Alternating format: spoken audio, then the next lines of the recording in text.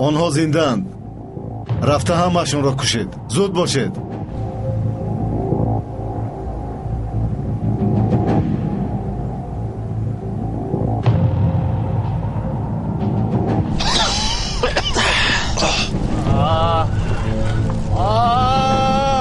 عاشق کمک کنید.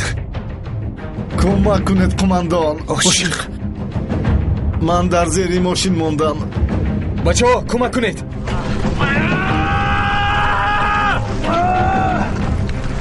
قماندان با حساب سه کشنلی. بچه ها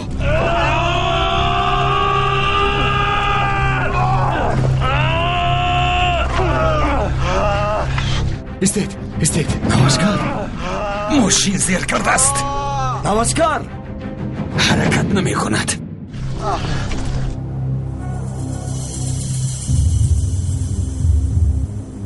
نمازکار بیایید.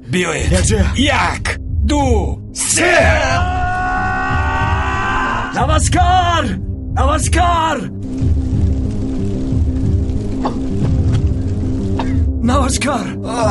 قماندان خوب هستی؟ زخم داری؟ خوبم قماندان.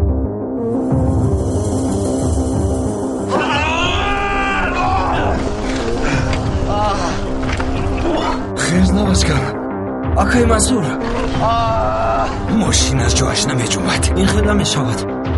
بچه ها یک باری دیگر. سه.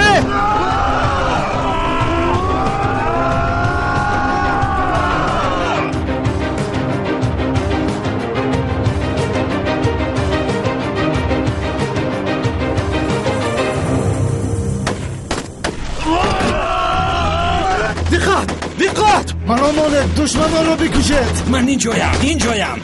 شکارچی با دقت باش.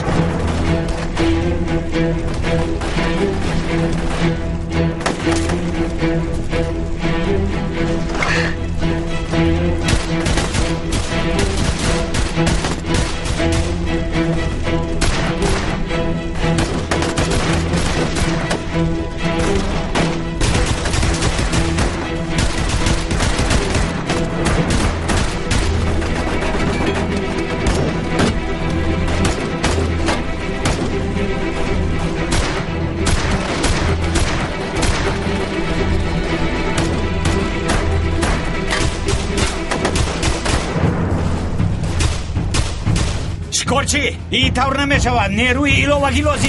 زنگ بزنم.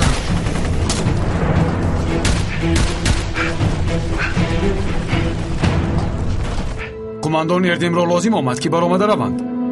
من گوش میکنم. وضعیتتان چگونه؟ قماندان با ما حمله کردند. در کجا؟ در نزدیک گذرگاه سید. بعد افتادیم. حالا تیرباران میکنند.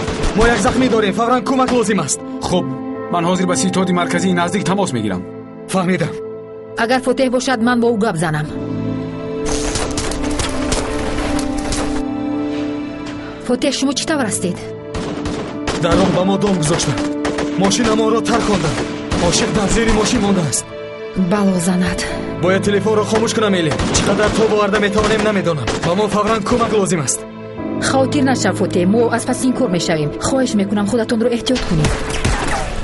خاطر نشه.